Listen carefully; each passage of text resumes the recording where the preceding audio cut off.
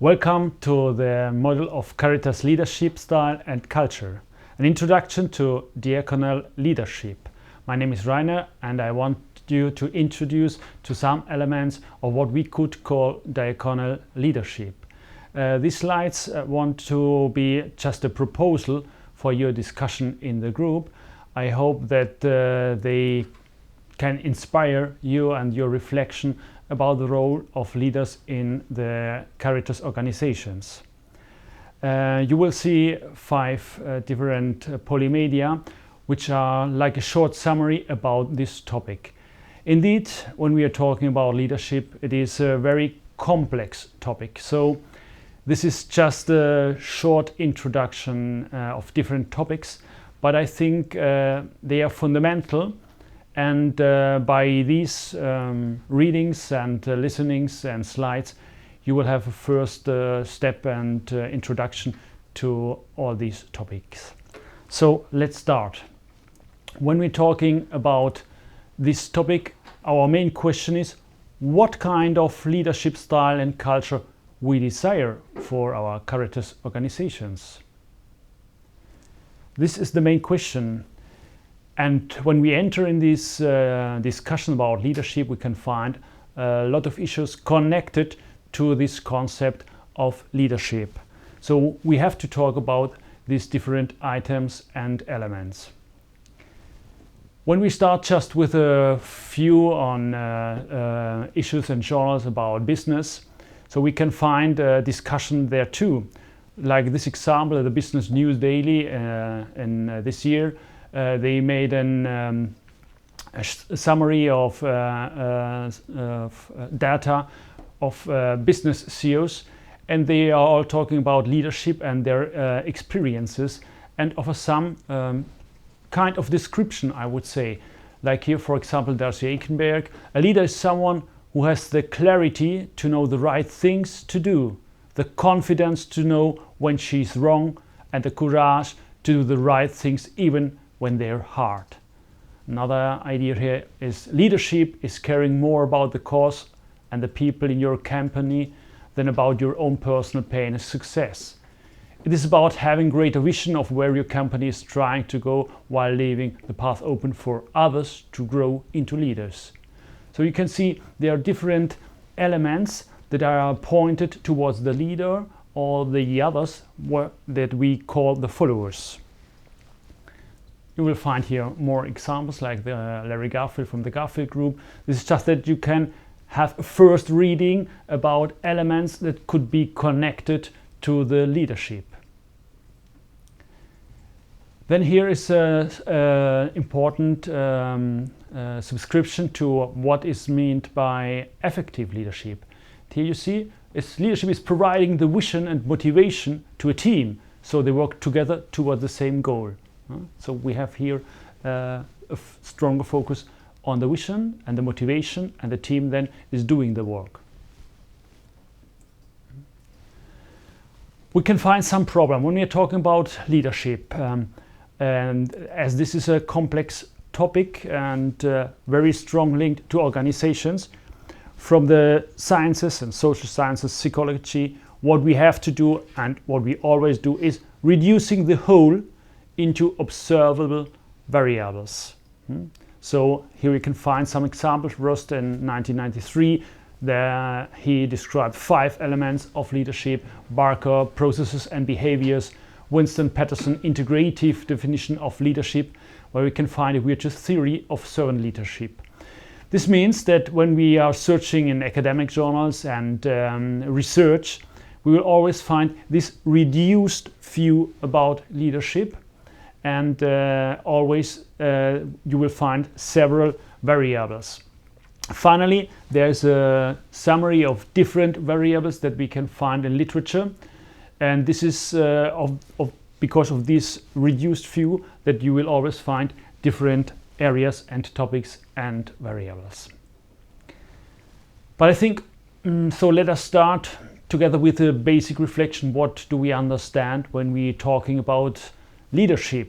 Here you can find a basic idea from Winston and Patterson 2006, where they quote, a leader is one or more people who selects, equips, trains and influences one or more followers who have diverse gifts, abilities and skills, and focuses the follower to the organization's mission and objectives, causing the followers to willingly and enthusiastically expend spiritual, emotional and physical energy in a concerted, coordinated effort to achieve the organizational mission and objectives.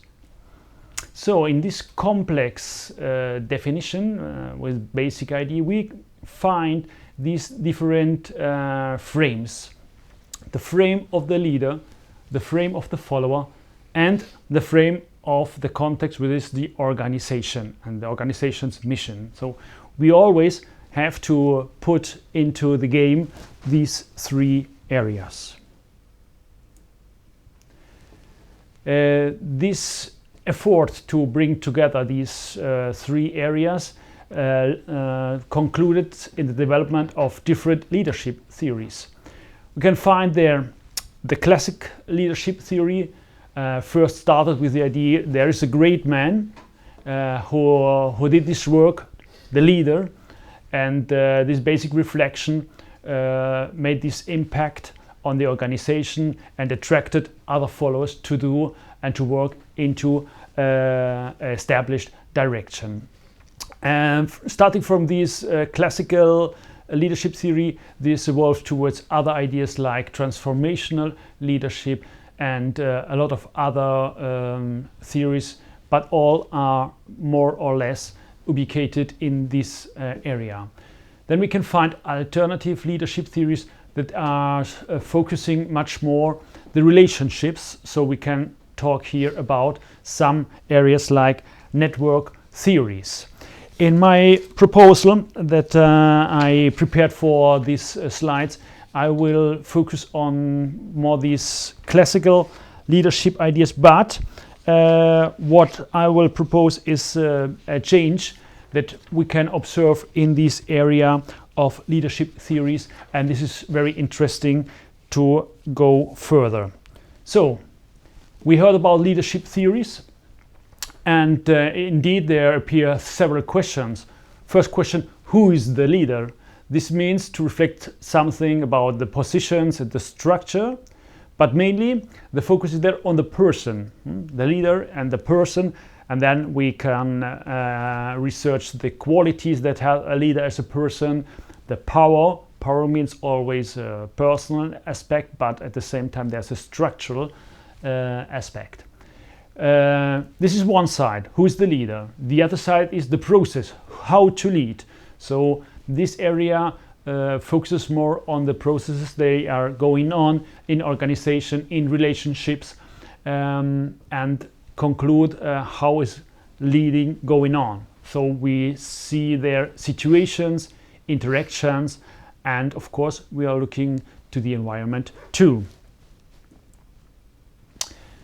One idea is clear, a leader can't exist without followers, so the leader-follower relations are very important. Some of them, of these theories, they focus more on the question that leader-follower relations had to be established by a task orientation. Others subscribe more these relations are important or get more important depending on the forms and art of relationship and establishing this relationship. And the third element that we should include every time is the question of power and power positions in these questions. So we saw there are leader and follower relationships. We have to talk about dynamics and these processes. So by this slide you can see we can have different forms and processes of leadership. In the center you see there can be an ineffective leadership. That means that the leadership is not going on. For example, there's everybody is doing something but there's no real leader and we don't know what is the leadership here. Or there's no leader. So all are leaders and that can create some confusion too. This is like the middle point. No? This is like a gray zone. There's nothing very clear, but this is not effective.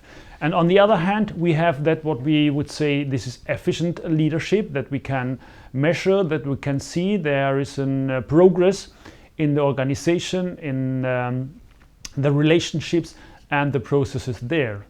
On the other hand, there can be even a negative leadership. This is what we call there a toxic leader or a destructive leadership. For example, here, this is a cartoon which shows something of ineffective leadership, no? In this meeting.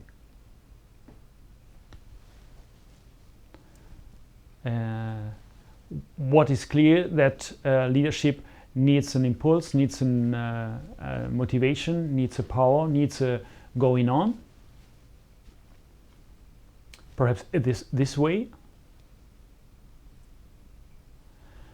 But at the same time we can see there are some toxic leaders, there's some destructive leadership there too. This is another cartoon example where you can see this toxic leadership. So the boss is going to assign the work to the worker and is doing so. We will give you the tools sometimes, but meanwhile I will control you. So this oversized controlling and police role who is doing here the boss as a toxic leadership. Okay, so some examples. Here you will find in the description. Toxic leaders normally have an aggressive narcissism, dysfunctional personality, they are corrupt, they are discriminatory, they have a lack of empathy, and we can add more things. The destructive leadership is more that there are forms of abusive supervision, the petty tyranny, the culture of fear, manipulation.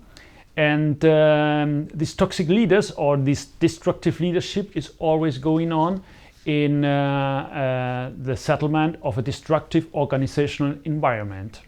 So where more destructive environment we have, destructive leadership can have a deeper impact and negative impact. Well, the sunny place is the question of the efficient leadership, and it is clear that there are no recepts. So in organization we don't have just one right way to act, and this leads to situational theories, contingency theories.